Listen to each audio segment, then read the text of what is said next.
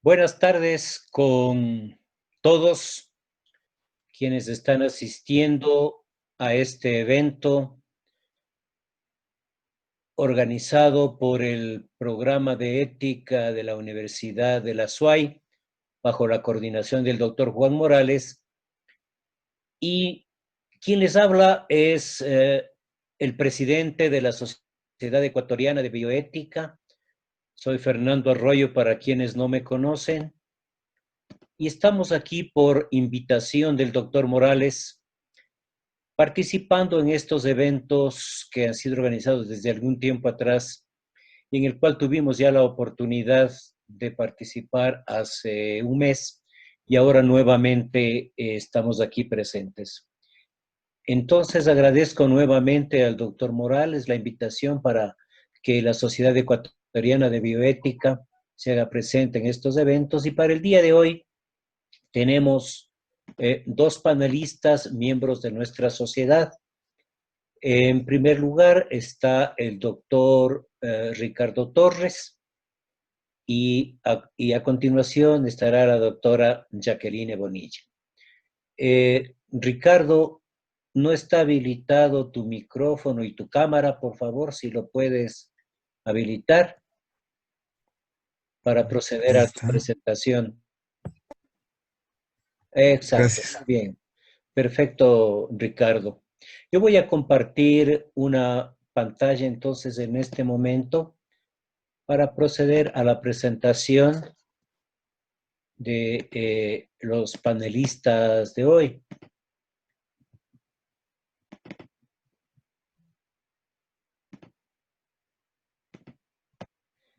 Muy bien, creo que lo están visualizando, ¿verdad? Sí, Entonces, la Sociedad Ecuatoriana de Bioética en Diálogos.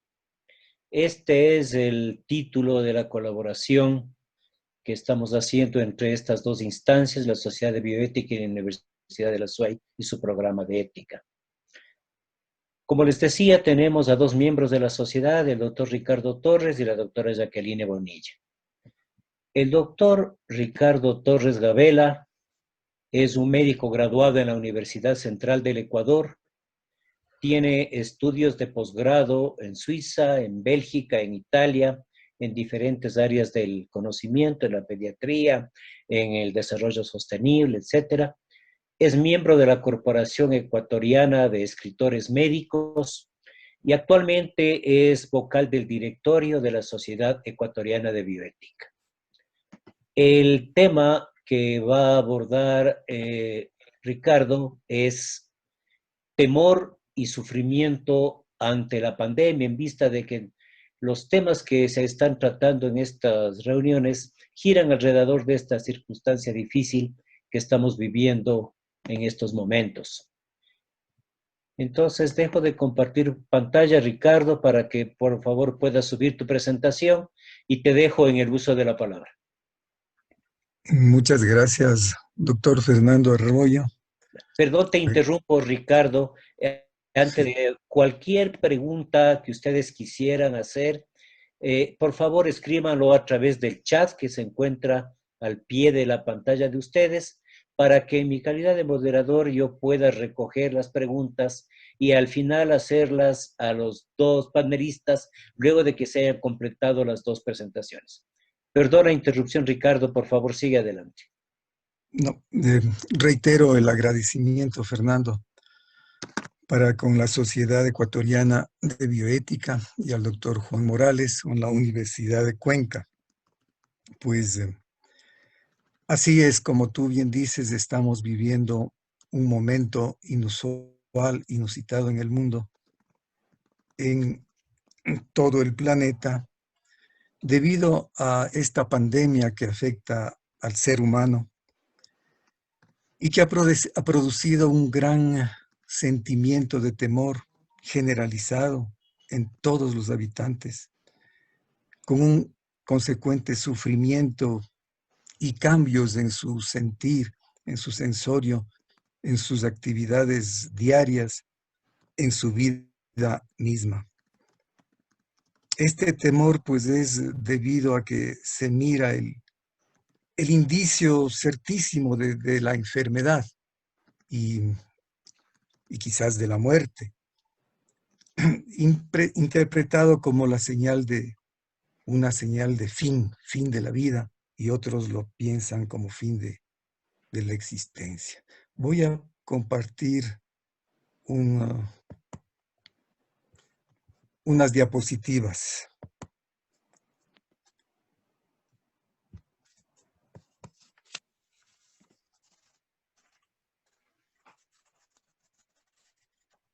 Bien, entonces, temor y sufrimiento en tiempo de pandemia. Al decir del filósofo español Miguel de Unamuno, y nos referimos a este temor y a este sufrimiento que sufre el hombre, la mujer, el ser humano, la persona de carne y hueso, el que Perdona, te nace, el que interrumpo, sufre y Ricardo. muere. Sí, Discúlpame, ¿puedes poner en pantalla completa para que sea visible de mejor manera para los que están asistiendo? Exactamente. sí, ahí está, ahí Exacto. está, Ahí estamos muy bien. Muchas gracias, ahí está Ricardo. mejor, sí. Muy bien. Vamos a ver, ya. Perfecto, entonces, hablaba de Miguel de Unamuno, de aquel filósofo español que fue rector de la Universidad de Salamanca y que escribió aquel libro que se llama Del sentimiento trágico de la vida. Y él habla pues, de este ser humano, del hombre de carne y hueso, del que sufre, del que juega, del que come, del que beba, del que duerme, piensa y quiere, el hombre que se ve y a quien se oye, del hombre que pisa, como todos nosotros, sobre la tierra. Y hablando ya de las pestes y de las pandemias, nos da esta sentencia. No basta curar la peste, hay que saber llorarla, es decir, hay que saber sufrirla.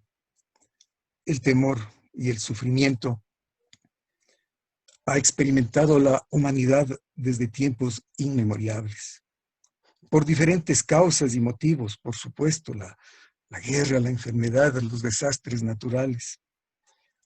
Pero es el temor a la enfermedad, el sufrimiento mayor, por saberse impelido al fin a una muerte inesperada. El temor a la enfermedad, si acaso la enfermedad misma sea la condición esencial de lo que se llama la vida, el progreso del ser humano, el progreso mismo como una enfermedad. O si aceptamos aquel concepto del médico holandés Van der Borcht, que dijo que el ser humano nace enfermo, vive enfermo de una enfermedad incurable, que es la vida misma.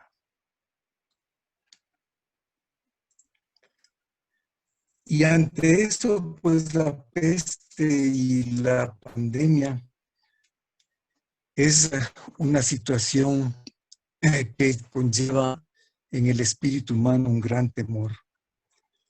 Acarrea sensaciones en el ser humano nada nuevas, por supuesto, porque sus características propias son históricas, porque el temor es una condición del ser humano desde el inicio de su existencia, desde su aparecimiento sobre la tierra.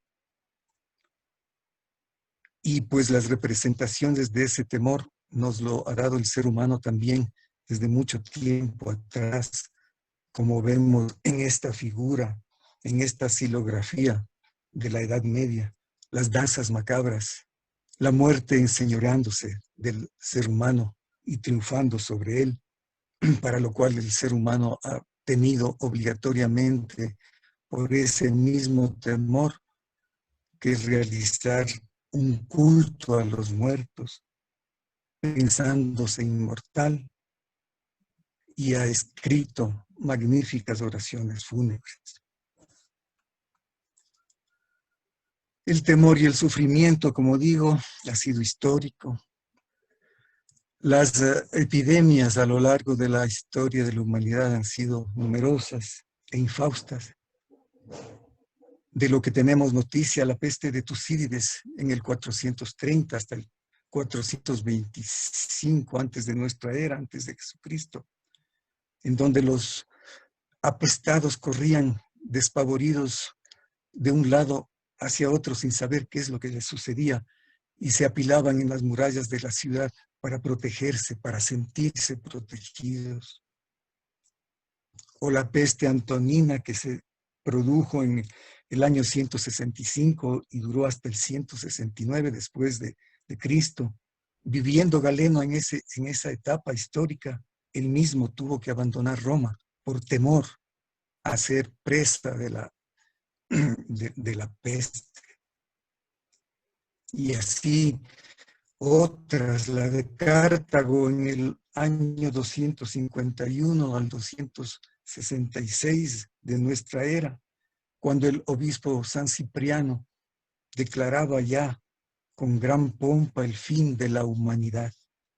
O la de Justiniano, la famosa peste de Justiniano del 527 al 565, que empezó a propagarse por todos los lugares de Europa, o la muerte negra del 1346 al 1347, que desde Messina invadió Sicilia sin detenerse hasta Inglaterra, Rusia, con muchos rebrotes desde el 1349 hasta el 1353.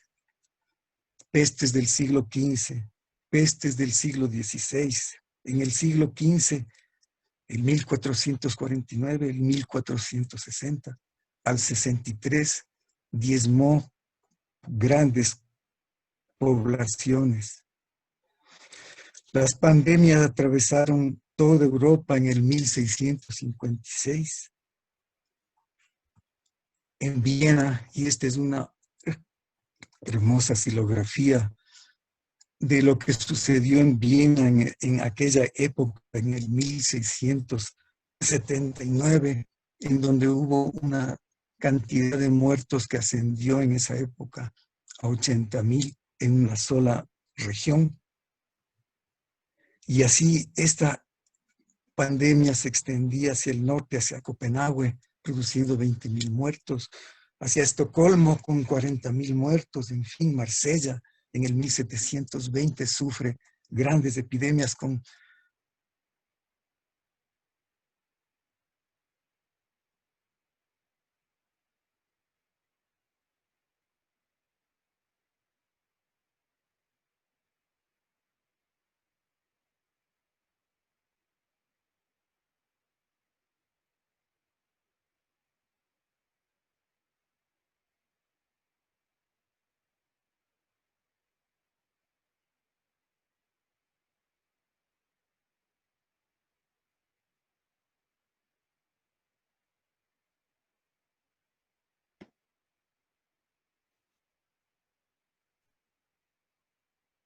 Creo que tenemos el micrófono de Ricardo silenciado.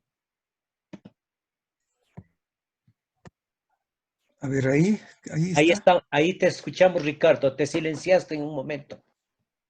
Debió haber sido causa de las hermosas conexiones, de la buena Probablemente. conexión que tenemos.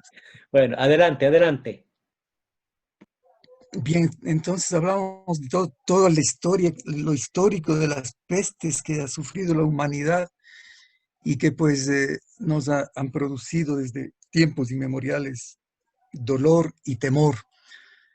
Y llegando a la peste del siglo XX, la famosa gripe española, aquí en Ecuador se suscitó una psicosis colectiva que llevó a la quema de una población. La población de Huigra fue incendiada e incinerada por los habitantes de Alausí, las regiones aledañas, para impedir que la gripe llegue desde la costa ecuatoriana por medio de la vía férrea, que era lo que se pensaba, y uno de los actos y las acciones de temor que tuvo la población fue incendiar la población de Huila. Bien, entonces, veamos. Y ante esto, pues, hay que tomar en cuenta semánticamente la preposición de la pandemia. Ya en nuestros días, en nuestros momentos, ante la pandemia del año 2010, del virus de la gripe AH1N1 2010, hubo un, un anuncio de que se venía una pandemia. Una vez que la pandemia fue superada en ese momento, llegó en el 2019 la actual, con una inmersión colectiva en la pandemia, un temor presente y una ubicuidad total. Entonces, en el siglo XXI, el 24 de abril del 2009, la OMS lanza una alerta por esta gripe mencionada y trata de dar respuestas éticas y nos dice que hay necesidad de encontrar y de dar valores éticos que son indispensables para preservar la cohesión de la sociedad. La necesidad de establecer prioridades en la vacunación contra la pandemia anunciada, como fue el caso de este virus, que daba motivo de reflexión luego de las estrategias de lucha contra el mutante del virus aviar anterior al AH1N1, que fue el AH5N1. Por medio de las vacunas, la transparencia en la comunicación, la adhesión de la población en la lucha contra las pandemias, la solidaridad y la confianza. Pues de lo contrario, las implicaciones colectivas del temor se iban a manifestar tal cual como en siglos anteriores, debido a ese temor grande, al temor a la muerte. Si muero, ya nada tiene sentido. El temor ante la duda de no saber de dónde viene y a dónde va el ser humano. Morir del todo es sufrimiento irremediable. Y si no muero del todo, la resignación es la esperanza en la inmortalidad del alma. Y si no puedo saber si morir es definitivo, el sufrimiento es la resignación a la duda. Y ante estas disyuntivas, el ser humano tiene que vivir, porque el ser humano también es un vector de aquella posibilidad de enfermedad y muerte que le hace sufrir, y sufre con el otro, con su vecino, a través del comercio, a través de las mercancías, a través de las reuniones. Si ahora estamos reunidos de esta manera, virtualmente, es que tenemos mucho temor de toparnos, de enfermar, de infectarnos, de morir. Y ante la sospecha del otro como vector de la enfermedad, el ser humano produce violencia. Violencia porque piensa que aquel que está junto a nosotros lleva la enfermedad encima. ¿Es un portador asintomático o es un enfermo que no ha cumplido con el aislamiento? Y hay que impedir al sospechoso acercarse, expulsarlo de la vecindad si es que se sospecha que está infectado.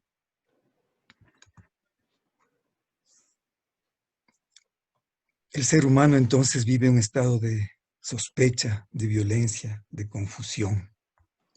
En las comunidades se establecen barreras comunales.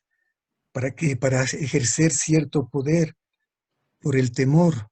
Y el temor y el sufrimiento hacen nacer una especie de poder que implicará también terror hacia el otro. La confusión aumenta y se da a todo nivel debido a la presión mediática contradictoria que agudiza el temor de las masas. En el país hemos visto, como en esa fotografía, que existen muchos lugares a donde no es posible ingresar si es que no se da al menos algún tipo de impuesto para pasar, porque las comunidades imponen barreras de paso, imposiciones monetarias para el paso, creando prácticas de corrupción. Este es una muestra, xilografía de la Edad Media también, del temor a las pandemias, a las catástrofes, a la enfermedad, a la guerra, a los fenómenos naturales. Y el ser humano entonces reacciona buscando protección en amuletos. En el 1600, pues la tríaca de Sierpe era un gran amuleto que Paracelso había implantado para protegerse. La tríaca de Sierpe constaba de pedazos de serpientes y de sapos disecados para llevar colgados en el cuello, o la tríada de principios, el mercurio, el sulfuro y la sal, así como ahora pues tenemos como amuletos y para evitar ser víctimas de la enfermedad, el dióxido de cloro, la ivermectina, la aspirina, el eucalipto en los umbrales, en fin, todo lo que es posible espantar, hacer para que se espante el virus, lo podríamos utilizar también tal cual como la Edad Media. Y en estos días en las ciudades del planeta se multiplican los amuletos y actos de aplacamiento del temor en las más originales y diferentes formas. Vean ustedes cómo la venta de amuletos en las vitrinas, los bálsamos contra el coronavirus. También originalmente se realizan hamburguesas de tipo con el pan, con la forma del coronavirus para que quien lo consuma no sufra la enfermedad. Y más allá, y más aún, el presidente de México, el presidente actual de México, López Obrador, pues aconseja llevar amuletos a los mexicanos para que se evite que la enfermedad les afecte.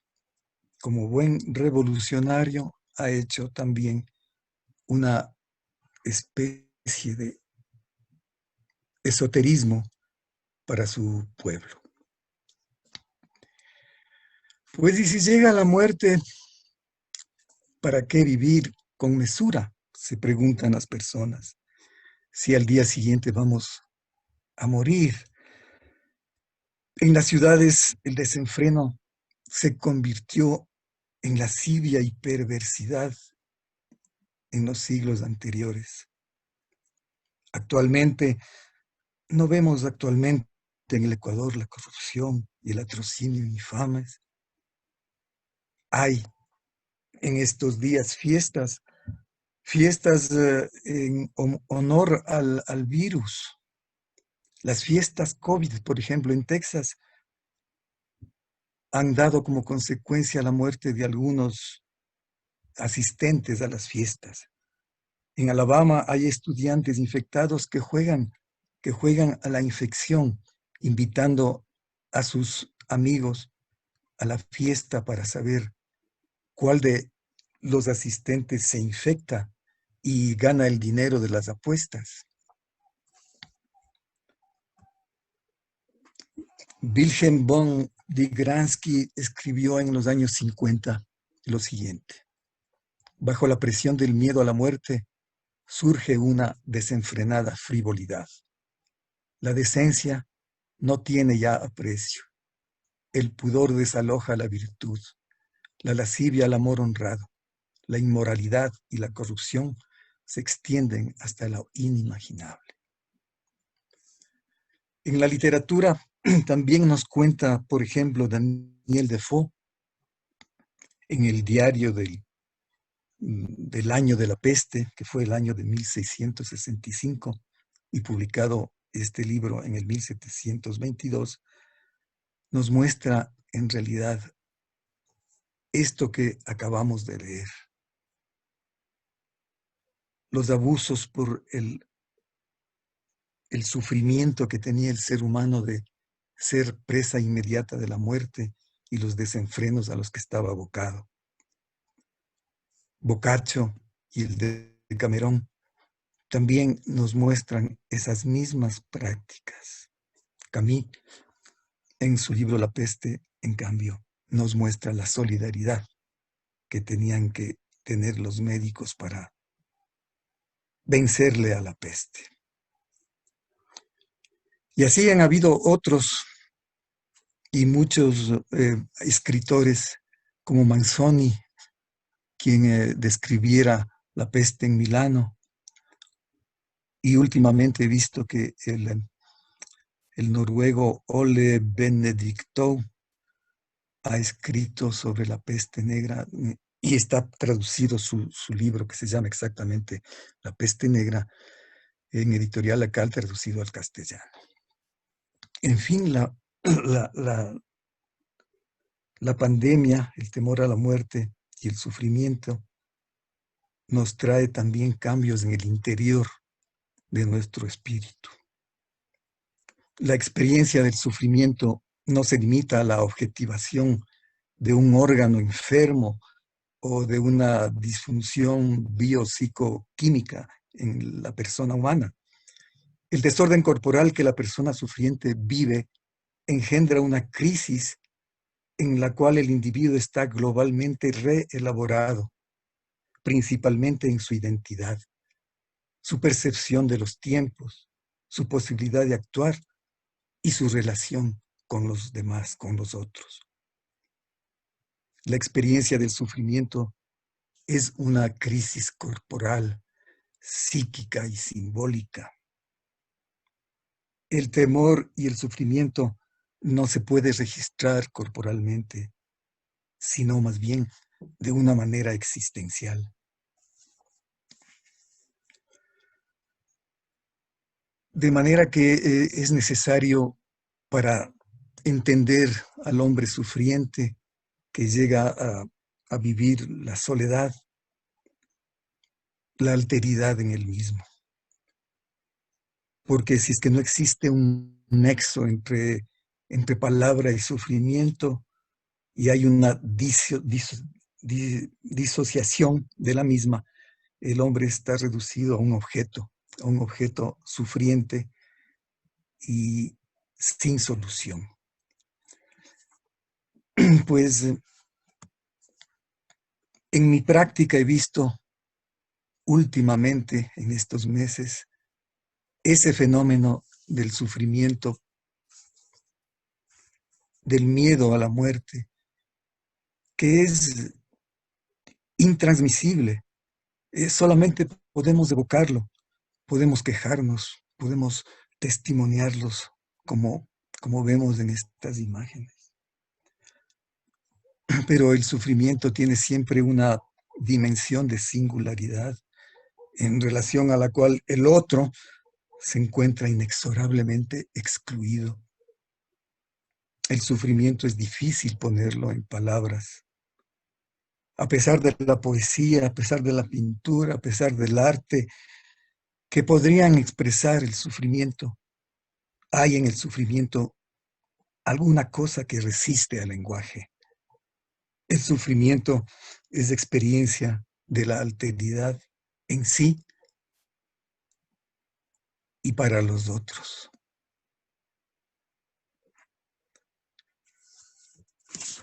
Padre e hijo en esta fotografía.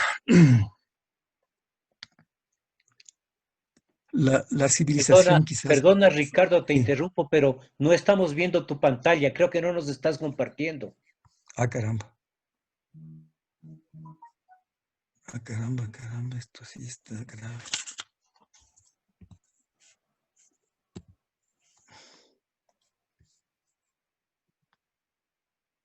¿Será que se fue? No sé. No sé, está abierto la presentación en tu computador. Sí, Entonces, en la parte de abajo dice compartir pantalla o share screen. sí, sí, pero Ahí no dale, son. en la parte de abajo, Sí, sí, sí. Pero estaba, no sé. porque te estamos viendo solo a ti. Ahí parece que va a comenzar a mirarse. Exacto, ahí está. Ponle pantalla completa, por favor.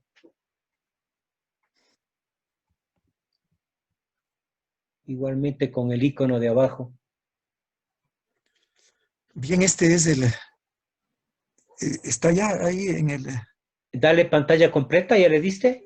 se mira, está claro. Estamos viendo, pero no Sí, estamos viendo en pantalla. Ahí estamos viendo. Perfecto. Adelante, Ricardo. sí. Estamos ahí. Sí. Bueno, ya tomo de experiencia dentro de la práctica médica de los últimos meses. Este es es un momento de dolor, de sufrimiento por la muerte del padre por el virus. Y el temor que tiene su hijo de una vez haber atendido a su padre contagiarse. Entonces nos preguntamos, para el médico, ¿el sufrimiento tiene una verdadera función de señal? ¿O el trabajo interpretativo del médico será integrar esa señal en una red de significaciones? Ciertos psicoanalistas se levantan contra la reducción del sufrimiento a un síntoma médico o a una enfermedad pretendidamente orgánica. ¿Qué mismo es el sufrimiento? Si se ocultan los tiempos de la palabra, la medicina tiende progresivamente a excluir al hombre que habla y lo transforma únicamente en un signo.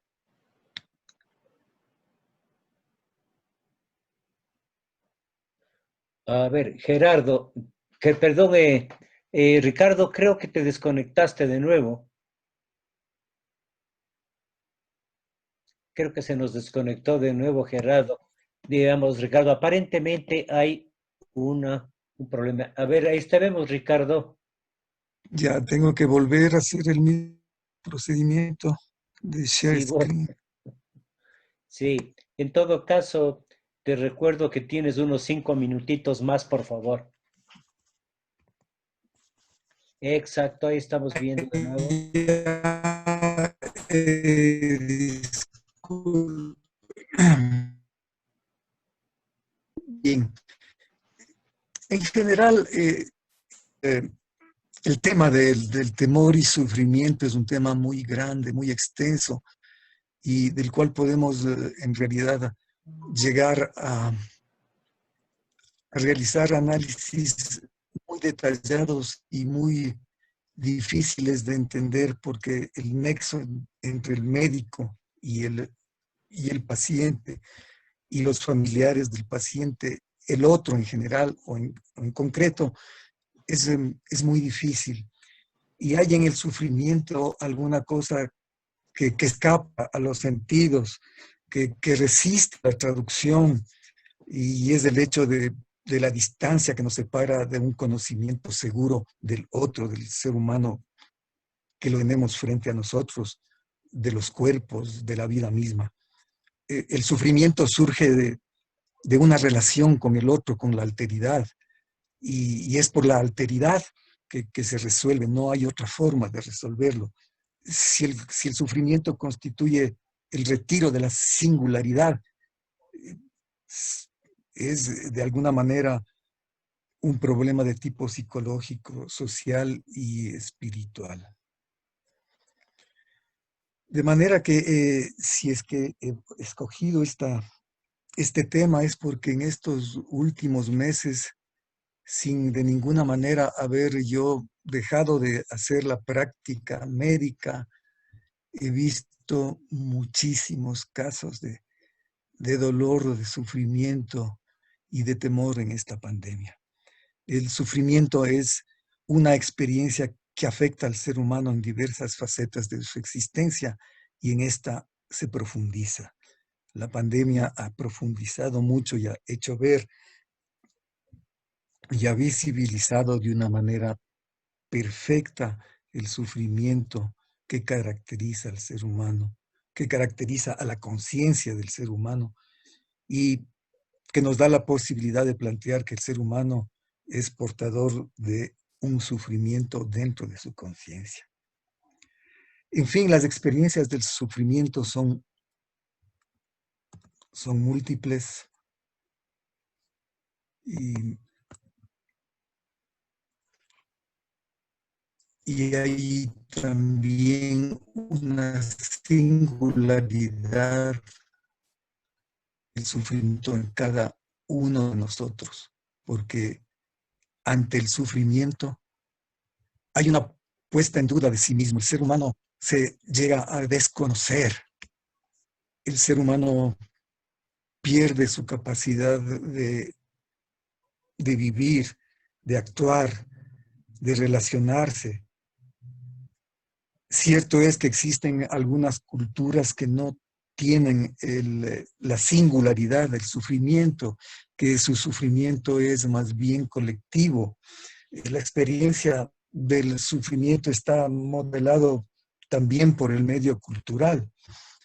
Por ejemplo, en ciertas sociedades africanas, la expresión individual del sufrimiento es poco valorizada.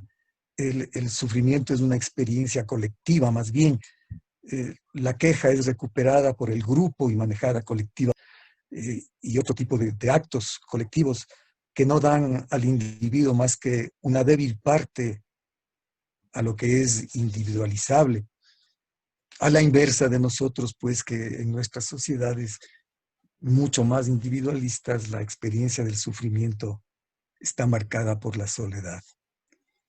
De manera que definir el sufrimiento aparece tanto más difícil que no hay unanimidad sobre su carácter nefasto, eso que la mayoría de los médicos tendemos a creer. Si en nuestras sociedades tecnológicas el sufrimiento aparece de manera mayoritaria como pura negatividad, en otras culturas, en cambio, en Oriente, influenciados por el budismo o el taoísmo, el concepto de sufrimiento va a estar estrechamente ligado a la vida, a estar vivo. Porque estar vivo es estar atravesado por deseos o necesidades que nos alejan del bienestar o de la armonía. Eliminar el sufrimiento es un no sentido, pues esto repercutiría en eliminar la vida. Vivir es caminar efectuando un trabajo de desprendimiento, de detener la posición egocéntrica y de limitación de la incesante avidez del deseo.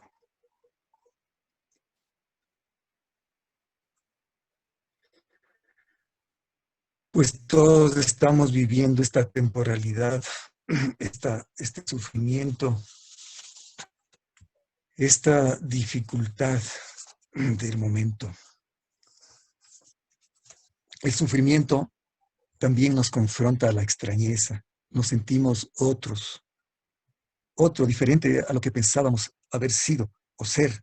A veces totalmente otros, que nos falta tiempo para encontrar en nosotros una parcela del nosotros, del que nos reconocimos para identificar eso que somos todavía, a pesar de la extrañeza que comprobamos. perdemos la imagen de nosotros mismos en el sufrimiento y no somos llevados por ninguna otra representación que nos indicaría un pasaje hacia donde nosotros fuimos o somos. Con el sufrimiento, parcelados, desgarrados, nos encontramos sin rostro, sin piel, sin cuerpo. La única alternativa es mantener un espacio de presencia. Es un espacio de presencia, de atención y escuchar al otro, al ser humano confrontado a su propio enigma. Y así, sufrir y hablar son dos momentos de un acto singular por el cual el hombre sufriente busca inscribirse de nuevo en el proceso de la vida, habitando su cuerpo y su propia historia. Como médicos, eso es lo que esperamos, hablar de ese regreso al otro, al alter, a lo que se dice la nueva normalidad. En esta imagen, el médico de la peste del siglo XVI, XV, y en esta otra, pues, el médico actual, que por los campos lleva sus instrumentos innecesarios e ineficaces, porque el verdadero remedio es la palabra. Heme ahí buscando alivio para los pacientes. Muchas gracias al auditor por haberme escuchado. Muchas gracias, Ricardo. Creo que... Sí, por favor, Ricardo, muchas gracias. ¿Puedes dejar de compartir la pantalla para nosotros poder darle paso a la siguiente panelista? Sí, claro. Por Es, supuesto. Seguida. ponle dejar de Creo que compartir. está ahí. Perfecto. Muy bien, está ahí. Muchas gracias, ¿Ya? Ricardo. Muy amable. Bueno, nos has dejado verdaderamente reflexionando sobre muchas cosas. En el chat tenemos varias preguntas, varias ideas, varios comentarios que al final yo me permitiré trasladarte. A continuación, en la segunda parte de esta reunión, doy la bienvenida a la doctora Jacqueline Bonilla. Voy a compartir yo la presentación de Jacqueline.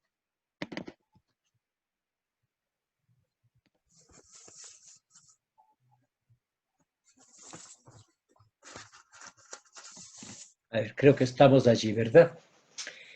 Entonces, Jacqueline Bonilla Merizalde es miembro igualmente de la Sociedad Ecuatoriana de Bioética. Su formación la hizo inicialmente en las ciencias de la enfermería. Es especialista en enfermería y medicina crítica.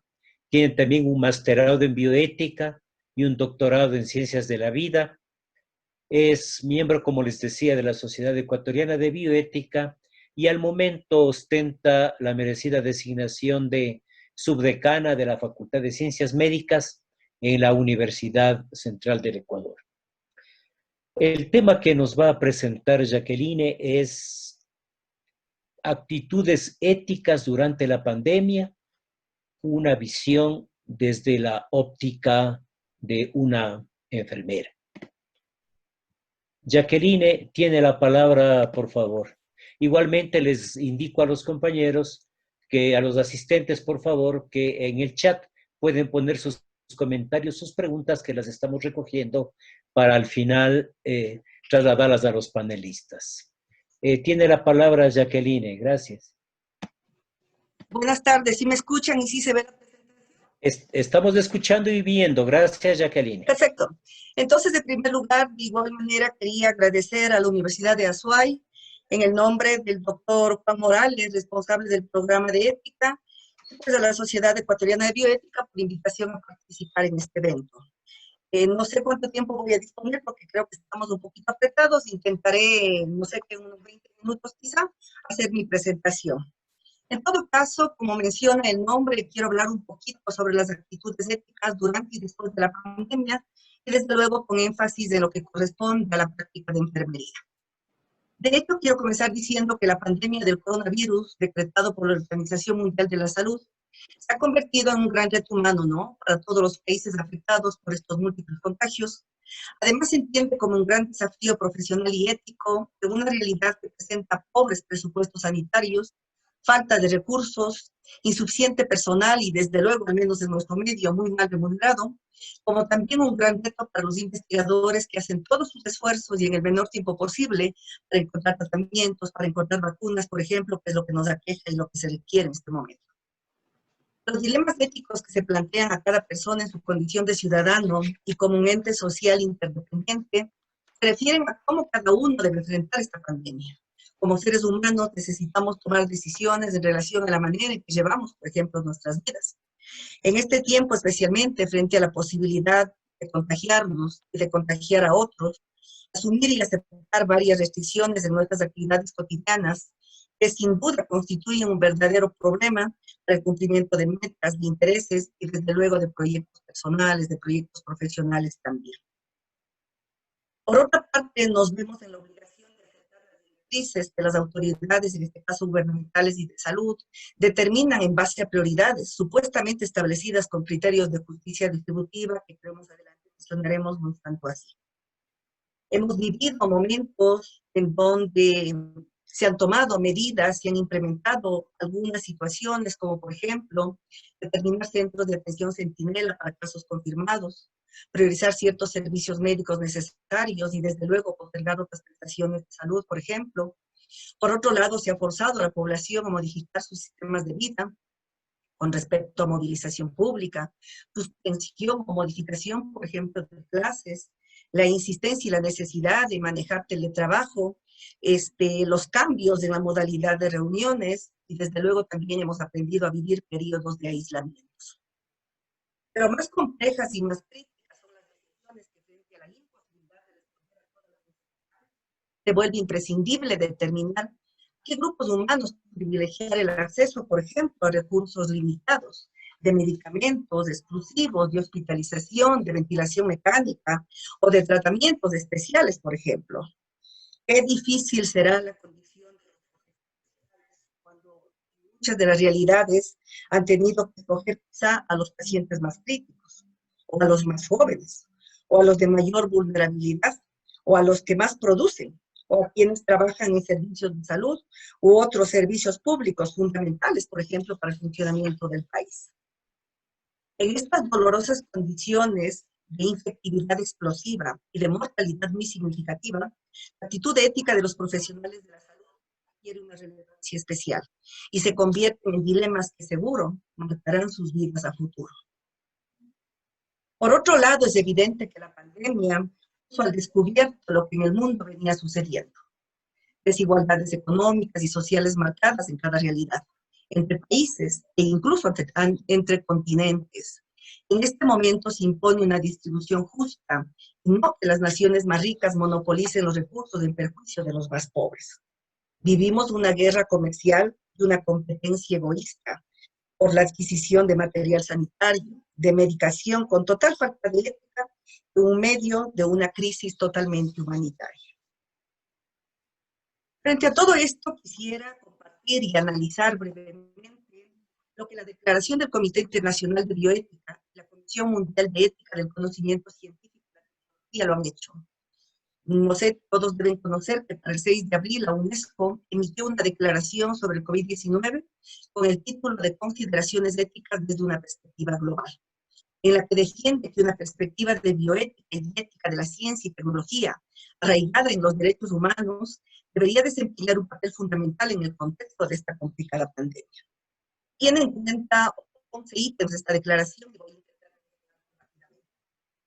En primer lugar, señala que las políticas sanitarias y sociales deben basarse en evidencia científica sólida, teniendo en cuenta las incertidumbres que existen durante una pandemia especialmente cuando ésta es causada por un nuevo patógeno y debe guiarse por consideraciones éticas globales. Un segundo aspecto nos indica que teniendo en cuenta el goce del grado máximo de salud que se puede lograr es uno de los derechos fundamentales de todo ser humano, sin distinción de raza, religión, ideología política o condición económica, social. Los procesos de la ciencia y la tecnología deberían fomentar el acceso a una atención médica de calidad y a medicamentos esenciales. Los gobiernos deben otorgar una importancia primordial en sus programas a la asignación de recursos para reforzar los sistemas de salud públicos, basados en principios de justicia, beneficencia y equidad. En el caso de la selección de pacientes, por ejemplo, cuando hay escasez de recursos, debe primar la necesidad clínica y la efectividad del tratamiento. Los procedimientos deben ser transparentes y respetuosos, por sobre todo con la dignidad humana. Un cuarto aspecto señala que el papel, que es especial de relevancia tener presente la vulnerabilidad, la pobreza, la discriminación, el género, las enfermedades, la pérdida de autonomía o de funcionalidad, la edad avanzada, la discapacidad, el origen étnico, el encarcelamiento, la migración indocumentada, la condición de refugiados, por ejemplo. Por lo tanto, qué importante de discriminación, tanto verbal como física en este caso. Otro aspecto nos señala garantizar la seguridad pública y la protección de la salud, así como de concienciar a la población de cumplir las normas que protegen a todos, no solamente como individuos, sino también y sobre todo como sociedad. Y la responsabilidad de los trabajadores sanitarios de tratar y de cuidar a los pacientes. Un sexto aspecto señala que la información publicada por los políticos, los científicos, las autoridades y los medios de comunicación debe ser oportuna, precisa, clara, completa y transparente. El mensaje debe ser honesto y comedido para no sembrar el pánico ni restar importancia a la gravedad de la situación. El objetivo debe ser que los ciudadanos tomen conciencia de manera crítica de los riesgos inminentes y desde luego lo que viviremos a futuro. Un séptimo aspecto señala la Organización Mundial de la Salud ha anunciado la organización de un estudio denominado Solidaridad para comparar los tratamientos no ensayados en varios países.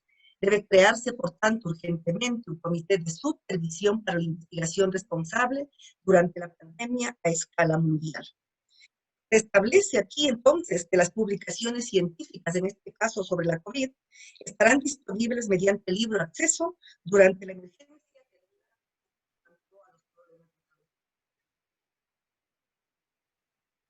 En un octavo lugar señalan la necesidad de aplicar los investigadores deben cumplir los principios éticos de la investigación y teniendo en cuenta la naturaleza de la epidemia, al estar atentos al preocupante doble uso de la investigación. Luego nos indican que es importante asegurar que se aborden adecuadamente las cuestiones éticas, sociales, políticas, relacionadas con el uso de las tecnologías digitales, por ejemplo, teléfonos móviles, las redes sociales, la inteligencia artificial.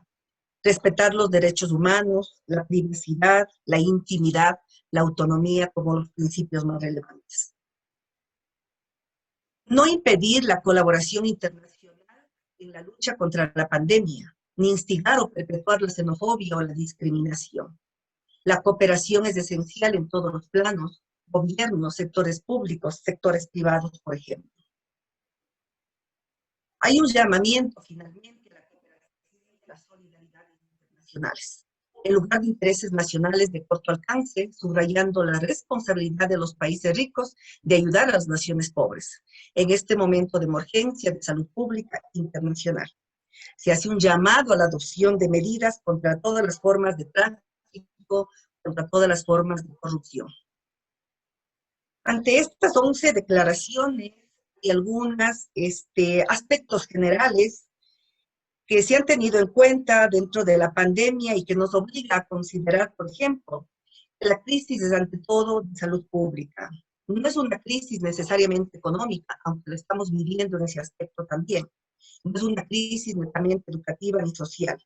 La prioridad en este caso es reforzar el sistema de salud y por sobre todo reforzar el trabajo de los profesionales brindándoles todas las oportunidades, las medidas de seguridad, por ejemplo. Pero también hablamos de una responsabilidad como tal de los gobernantes de manera particular, procurando, por ejemplo, los medios más necesarios. Llámese, por ejemplo, teniendo test de diagnósticos apropiados para la identificación de la enfermedad, contando con personal sanitario calificado y brindándoles las mejores oportunidades y medidas de seguridad. La dotación suficiente, por ejemplo, de material de protección, entre otros. También entonces aquí se resalta la responsabilidad de todos nosotros como ciudadanos, en el sentido, por ejemplo, de mantener el confinamiento en nuestras casas, el mantener medidas higiénicas, el mantener el distanciamiento en lugares transitados, el uso de la mascarilla, por ejemplo, que está en nuestras manos y que es de obligatoriedad. Y finalmente, dentro de estas consideraciones, hablamos desde luego de la responsabilidad de los medios de comunicación para informar con rigor, en tiempo real, sin crear alarmas, ni crear también falsas expectativas y tampoco sin caer en rivalizaciones. De ahí que toda esta realidad nos obliga a replantear varios aspectos.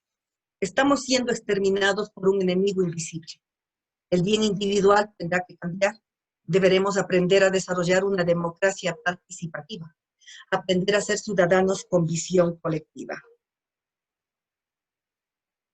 Tenemos en este momento pues, una situación que nos invita a reflexionar cómo nuestros propios egoísmos nos pueden hacer más daño, cómo solo la solidaridad compartida y colectiva nos podrá permitir salir adelante.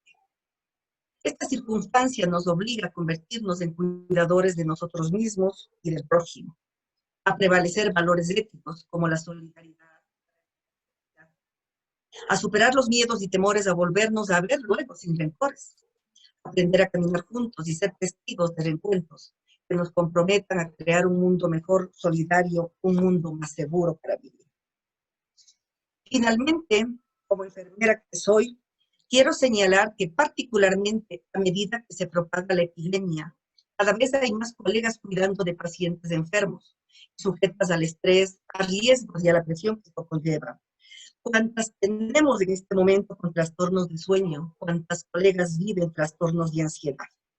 De ahí que se vuelve fundamental cuidar su bienestar físico, su bienestar psicológico, por ejemplo, para que puedan continuar con su labor prioritaria de proteger a los pacientes, a sus familias, a la comunidad donde ellas laboran. Si mencionamos un dato que posiblemente no es el más exacto, se sabe que aquí en el Ecuador más de 1.500 enfermeras se encuentran contagiadas por la enfermedad. Datos que no son exactos también nos dicen que más de 100.000 enfermeras en el mundo tienen la enfermedad por precisamente estar en primera línea, salvando, curando, atendiendo pacientes.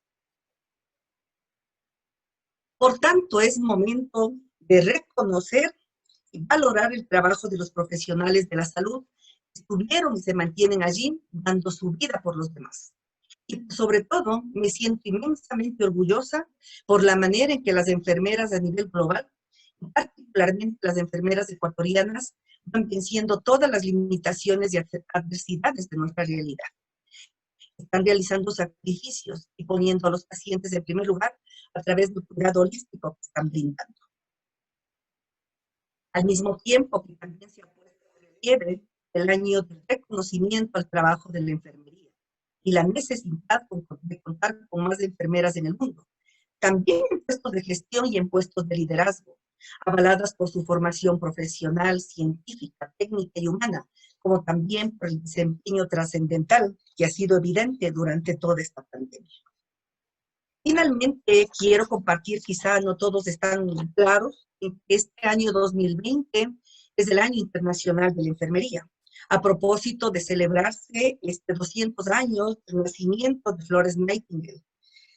Y el Consejo Internacional de Enfermería, que involucra a 130 países en el mundo, precisamente con la Organización Mundial de la Salud, han venido trabajando y esta campaña ha sido declarada en este año 2020 como el año Nursing Now. Es un momento entonces propicio para reconocer y discutir la contribución de la enfermería en el mundo, para el mantenimiento, para la conservación de la salud de la población. Tenemos que reconocer el trabajo de profesional de enfermería. Quizá no todo el mundo lo reconoce, pero creo que es el único. Para ser enfermeras necesitamos 9 semestres de formación universitaria. ¿Cuántas de las compañeras enfermeras en este momento están trabajando con su título de especialidad, o sobre todo si lo están haciendo en unidades críticas? ¿Cuántas enfermeras tenemos títulos de maestría? ¿Cuántas en este momento tenemos títulos de doctorado? Por lo tanto, somos profesionales que estamos formadas en todos los ámbitos y nuestras competencias. ¿Cómo, por tanto, es necesario entonces mejorar sus condiciones laborales? Llámese horarios, mantenimiento de salarios justos, consecución de mayor número de plazas de trabajo, trato digno e igualitario con otros o como otros profesionales de la salud. Y sobre todo, como ya dije, el reconocimiento por su labor asistencial, que es el objeto de nuestra profesión, el cuidado directo que nosotros hacemos, pero también el reconocimiento por sus otros ámbitos de competencia, como son la investigación, la administración, la gerencia en los servicios, la educación y la salud y la docencia. Bueno, muchas gracias por su atención.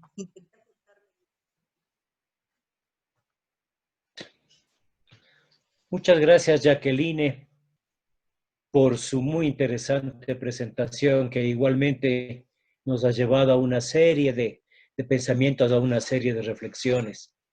Si usted nos permite, si deja de compartir su pantalla. Eso intento.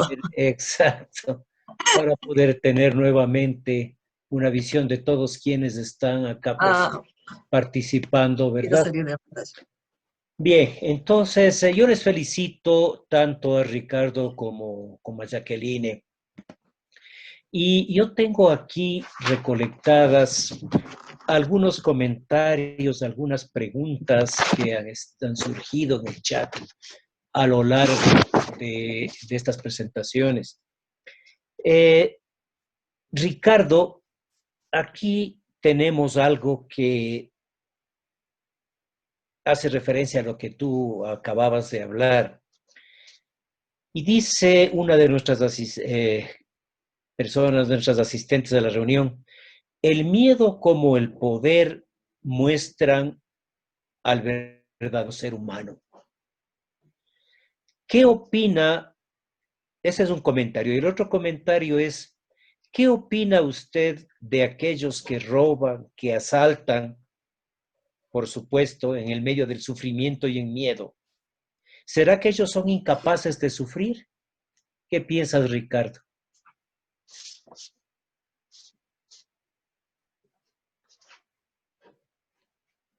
¿Tienes tu micrófono apagado, Ricardo? Sí, disculpa. Sí, Sí, ya está. Es muy interesante la interrogante,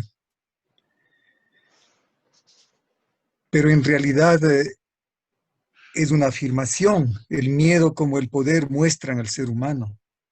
En verdad, el poder es representado cuando el individuo, sea por miedo, sea por ambición, sea por azar, llega a tener el poder, y no solamente individual, sino colectivamente, pues el ser humano se muestra tal cual es, con esa conciencia muchas veces desgarrada por el egoísmo, por la envidia, por la maledicencia, por la maldad misma.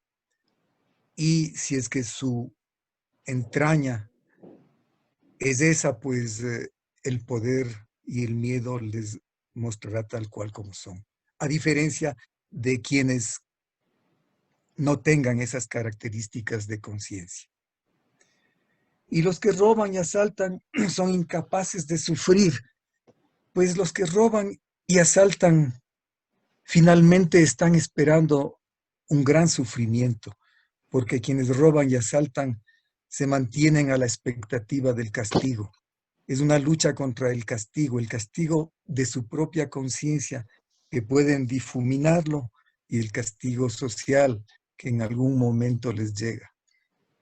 les llegará. No sé si está Gracias, satisfecha la... gracias, Ricardo. Tengo para ti otra inquietud. Este nos llega del colega y amigo Gerardo Perazo desde Argentina, que lo vemos como uno de nuestros asistentes. Gerardo es un personaje en la bioética latinoamericana, es coordinador del Instituto de Bioética de la Universidad Católica Argentina, es tesorero de la Federación Latinoamericana de Bioética de FELAE, a la cual igualmente yo me honro en pertenecer como miembro del directorio.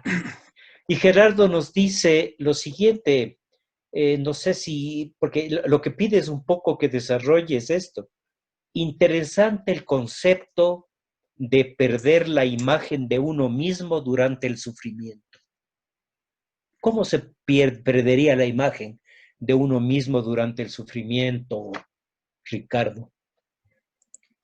Pues el sufrimiento es un estado de confusión absoluta, porque el ser humano, al verse en un estatus sufriente, lo que conlleva ese estatus sufriente es una incapacidad para sentirse el sí mismo, el que siempre fue cuando no sufría, ya que su percepción del mundo cambia, ya que su percepción del tiempo cambia, inclusive la temporalidad se altera, porque el momento en el cual el ser humano sufre, su pasado, su futuro desaparecen y vive un presente permanente de sufrimiento, y eso le lleva a alterar también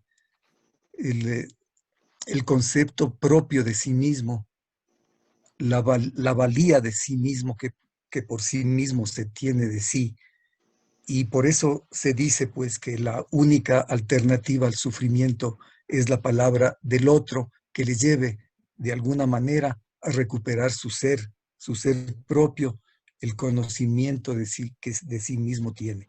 Eso en resumen, porque claro, esto es para desarrollarlo mucho más ampliamente. Efectivamente, Ricardo, y claro, la inquietud de Gerardo es absolutamente válida, ¿no? Porque Por tú, supuesto. tú mismo nos has hecho reflexionar sobre muchas cosas cuando has emitido conceptos tan interesantes en la presentación. Ahora tengo para la doctora Jacqueline Bonilla algunos comentarios, algunas preguntas, ¿no?, que surgen de su presentación. Evidentemente, aquí hay elementos que tienen que ver con la dignidad humana, ¿no? Y con la obligación de los profesionales de la salud, especialmente de las enfermeras. Los médicos siempre reconocemos que las enfermeras son quienes están mucho más en contacto con los pacientes, mucho más que nosotros. Y ellas probablemente son las verdaderas heroínas o las primeras heroínas en esta situación que estamos viviendo. Jacqueline hablaba de investigaciones éticas en la pandemia y una observación, algo que está en una de sus diapositivas, decía que podría haber un doble uso de las investigaciones en esta época de pandemia. Un poco podría tal vez ampliar esa idea, Jacqueline. Su micrófono está apagado, si por favor nos comparte. Sí, la declaración señala con claridad la necesidad de aplicar prácticas de investigación responsables. De hecho, quienes van a realizar proyectos de investigación tienen que cumplir con los principios éticos que ahí están determinados. Y desde luego, teniendo en cuenta que dentro de la epidemia se pueden dar múltiples enfoques para realizar proyectos de investigación. Vivimos de un momento donde la velocidad y la necesidad de conseguir medicamentos, vacunas, por ejemplo, es uno de los procesos a los cuales vemos abocados en diferentes países, diferentes farmacéuticas, diferentes gobiernos que están trabajando en ese sentido. Pero lo importante, por sobre todo, es que esa investigación sea manejada dentro del respeto a la dignidad de quienes participan participan en procesos de investigación y por sobre todo que los resultados de, de esas investigaciones sean manejadas adecuada y oportunamente. Vemos, por ejemplo, este momento realidades en donde ciertos países tienen la posibilidad de tener infraestructura, tener elementos y tener investigadores que están trabajando en este tipo de proyectos. Pero como también lo que decíamos hace rato, pueden eso ser de beneficio solamente para unos grupos específicamente. Vemos, por ejemplo, este rato cómo Estados Unidos tiene posibilidades, y lo ha dicho públicamente el presidente, estaría, por ejemplo, en condición de hacer negocio con una empresa farmacéutica para comprar directamente medicamentos solamente para Estados Unidos, asumir tratamientos que solo ellos estarían en condición de hacerlo. Cuando, por ejemplo, él mencionaba que una dosis de un fármaco podría oscilar sin problema en $3,000, pero no tendrían ningún inconveniente. Entonces, un poco es en ese sentido, ¿no?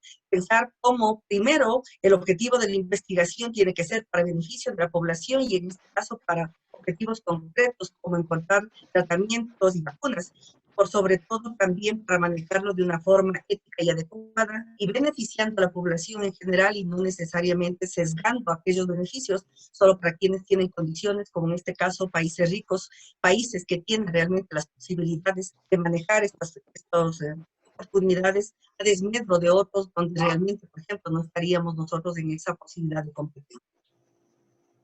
Sí, efectivamente, Jacqueline, esto es así. Tenemos otra inquietud que nos han puesto en el chat. Y claro, esto tiene que ver con lo que muchos de nosotros que trabajamos en el ámbito de la bioética conocemos, pues los famosos principios básicos de bioética. La pregunta dice, ¿cómo actuar desde la ética cuando se debe escoger, si cabe el término, entre dos pacientes? Cuando necesitan un tratamiento y solo es posible aplicarlo a uno de ellos, ejemplo, un respirador.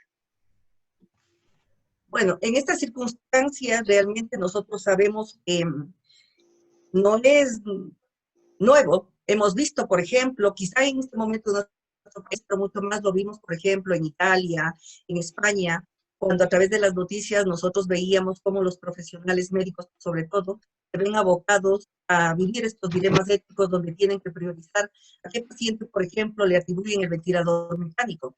En este momento nosotros estamos viendo en nuestra realidad también cuántos pacientes están en espera para conseguir una unidad crítica y por sobre todo tener un ventilador. Realmente no es ético pensar que uno de los criterios sea la edad, por ejemplo, asumir que porque es un adulto mayor no tiene opción de ser beneficiado con un ventilador mecánico, pero lamentablemente hay ciertos parámetros que se consideran. En estas condiciones el intensivista es quien hace ese triage realmente y quien evalúa las condiciones generales del paciente. Resulta muy doloroso como familiar de paciente, por ejemplo, si yo tengo a mi abuelo que es adulto mayor y tendría esa condición, esa necesidad, por ejemplo, de requerir un ventilador mecánico, saber que él no ha sido el seleccionado, el escogido. Realmente, dentro de esos criterios, a lo mejor el intensivista tendrá en cuenta la posibilidad de recuperabilidad y la edad de otro paciente que a lo mejor va a ser beneficiado de este tipo de ventilación mecánica en este caso. Pero por sobre todo, como se dice ahí, la situación es tomar en cuenta la dignificación del ser humano y tratarlo dentro de esa condición. Lo dije dentro de mi presentación, no quisiera estar en esas condiciones, porque esos dilemas éticos van a marcar la vida de estos profesionales que en su momento tendrán que tomar definiciones, que muchas veces serán cuestionadas por ellos mismos y no se diga por la sociedad. Son situaciones extremadamente difíciles, pero lo que la bioética nos obliga es actuar con el cumplimiento de estos principios más importantes. De hecho, aquí la autonomía del paciente no va a funcionar, sino realmente el familiar que de pronto estará al lado, porque quizá ese paciente no va a estar en condiciones de tomar ningún tipo de definición. La beneficencia que nosotros sabemos que es esa actitud del profesional de salud, de querer hacer el bien y de causarle realmente el mayor de los beneficios, muchas veces incluso actuando con paternalismo. El principio de la no maleficencia en el sentido de no causar daño intencional a nadie, ¿no? Y creo que es eso uno de los mecanismos con los cuales trabajan todos los profesionales de la salud, algo que mencioné también ahí. Se supone que es lo que está haciendo el Ministerio de Salud Pública este rato, trabajando dentro de un principio de justicia distributiva que no es tan cierto, porque realmente no tenemos ni las condiciones, ni las medidas, ni el dinero para decir que lo estamos haciendo de forma adecuada, de forma equitativa hacia toda la población. Tengo otra pregunta. ¿Cómo manejar el tema? Ahí esto hace relación a lo que usted hablaba en un momento, cuando hablaba de las responsabilidades del gobierno de los ciudadanos y de los medios de comunicación. Y esto relaciona a esto. ¿Cómo manejar el tema del uso de imágenes en estas situaciones médicas críticas y la posterior distribución no autorizada en los medios de comunicación?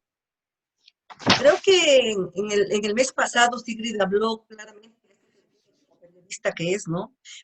Pero del ámbito nuestro realmente es cuestionable, como para muchos medios de comunicación resulta muy fácil transmitir imágenes que realmente violentan la dignidad del ser humano.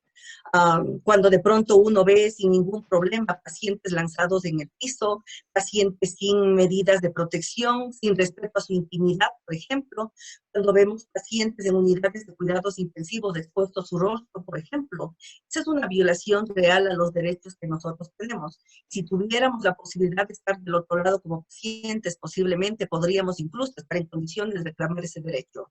Eso es una cuestión que no debería darse. En la realidad en nuestro medio se violenta todo tipo de derechos en ese sentido. Son imágenes, por ejemplo, que no deberían ser admitidas. Creo que hay algunas restricciones, Sigrid lo mencionó, por ejemplo, es una condición que ahí se menciona. Debe haber un respeto a esas imágenes, debe haber un respeto sobre todo a la dignidad del ser humano. Pero lamentablemente vivimos en un momento, en una circunstancia y en un país donde lamentablemente vemos todos los días violaciones en todo sentido. Muy bien. Indudablemente son muy interesantes todas estas reflexiones y en vista de que el tiempo nos va quedando corto, yo solo voy a tengo dos preguntas más, una que le vamos a hacer a Ricardo y una que le vamos a hacer a Jacqueline. Ricardo, ¿qué opinas tú desde tu punto de vista como médico en ejercicio activo de la profesión? Tenemos la pregunta, dice, ¿es ético realizar la reanimación cardiopulmonar en pacientes de COVID-19?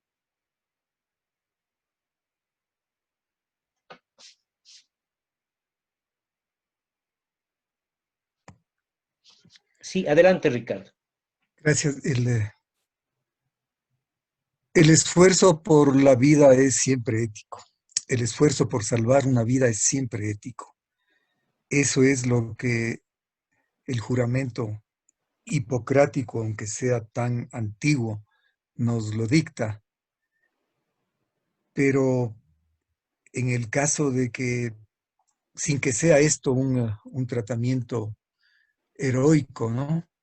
Si es que es posible, por las condiciones actuales del conocimiento de que la enfermedad del COVID-19 no va a tener consecuencias quizás no funestas o funestas, pues es ético, en mi punto de vista, hacer una reanimación, más aún si es que el enfermo está rodeado de un grupo familiar que lo solicita.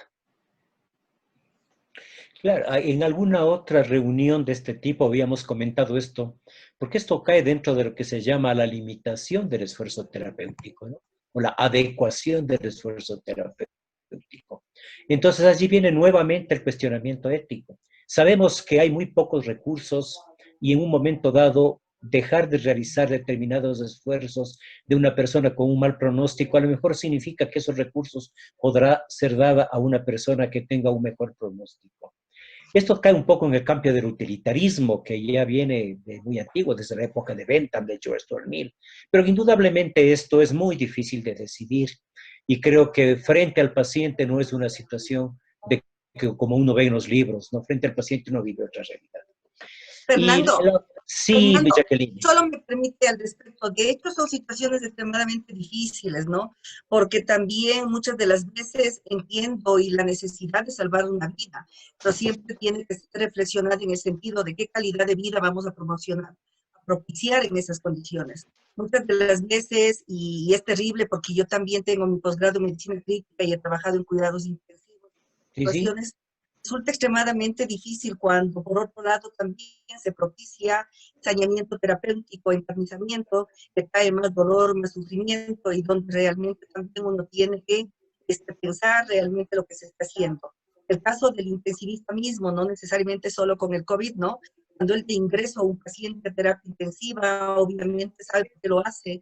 Si él conecta un ventilador mecánico a un paciente, tendrá que estar seguro que esa medida realmente es la indicada, la necesaria, porque nosotros sabemos de nuestras condiciones, no podemos desconectar la máquina, porque a lo mejor estamos entrando en el campo de una eutanasia. Es tan difícil, tan duro realmente cuando uno trabaja en estos servicios, porque muchas veces uno se pone a ver lo que aprendió, lo que tiene que hacer todos los días para salvar vidas. Pero cuando también uno ha vivido la experiencia de ser paciente o de ser familiar de un paciente que esté en esas condiciones, también le queda a uno ese análisis y ese por qué pudo haber pasado también. Entonces, como yo también dije en mi presentación, son dilemas éticos donde no nos vamos a poner de acuerdo nunca, pero son situaciones extremadamente difíciles que estarán viviendo este rato nuestros compañeros médicos, enfermeros que están trabajando en los hospitales en estos días tan dramáticos, ¿no? Así es. Yo tenía una última pregunta que creo que realmente podría ser respondida o podríamos pedir la opinión de nuestros dos panelistas. Y como repito, va a ser la última pregunta, agradeciéndoles a ustedes y agradeciendo a quienes han asistido. En este momento existen softwares, existen programas que a través de la tecnología de localización de celulares, etcétera, nos permite ubicar las aglomeraciones, nos permite ubicar inclusive a los afectados por COVID y nos permite interferir, llamemos de esta manera, con estos derechos, con estas libertades que ellos podrían tener. ¿Cuál sería su punto de vista con respecto a los derechos que las personas en general se supone que tenemos que tener en función del bienestar colectivo, pero que de alguna manera están influyendo sobre las decisiones individuales? No es una pregunta fácil y con esto pues una respuesta corta por parte de cada uno de ustedes para poder despedir esta reunión. Primero Jacqueline, por favor, y luego Ricardo. Sí, son procedimientos y situaciones que el momento de pandemia ha permitido que surjan, ¿no? Al menos ya en otros países creo que lo están utilizando.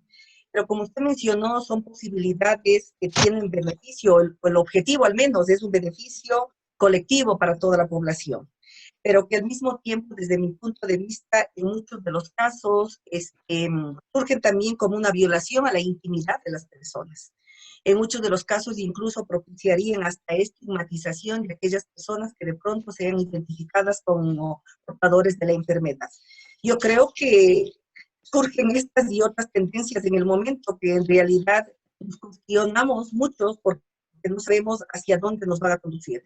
El objetivo, el propósito puede ser bueno, pero en el mismo sentido también vemos que puede haber una violación a los derechos como seres humanos y en este caso también una violación realmente a la dignidad, a la posibilidad, por ejemplo, de mantener nuestra propia intimidad, que en estos casos puede ser vulnerada. Gracias, Jacqueline. Ricardo, por favor.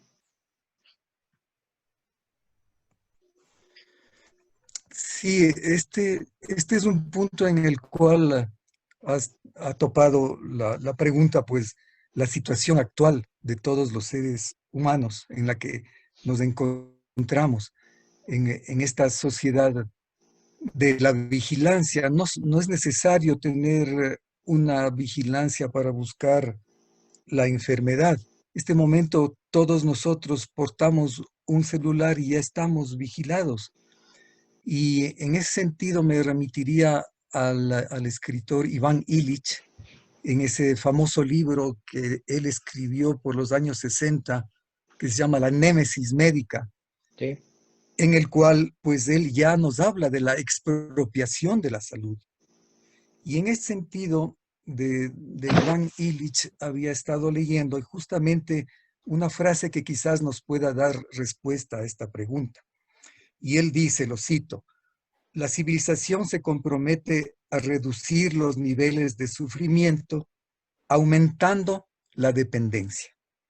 Eso lo escribió Iván Illich en los años 60 en su libro La convivencialidad, en donde pues justamente nos habla, posterior a todos los escritores como Aldous Huxley, el médico que escribió El Mundo Feliz, o como George Orwell, que escribió en 1984, a lo que está abocada la humanidad de este momento, a perder su individualidad, su vida privada y hacer solamente una ficha, un número, finalmente un chip. Así es, Ricardo. Bueno, muchas gracias. Entonces, yo para cerrar esta reunión, quiero agradecer a nombre de la Sociedad Ecuatoriana de Bioética, que me honro en presidir, la invitación del doctor Juan Morales y de la Universidad de la SUAY para participar en este evento. También agradecer la asistencia de quienes nos han acompañado esta tarde y esta noche. Reiterar la invitación que habíamos hecho hace un mes en nuestra primera participación para que todos aquellos interesados en estos temas formen parte de la Sociedad Ecuatoriana de Bioética, una invitación, por supuesto, a nivel nacional.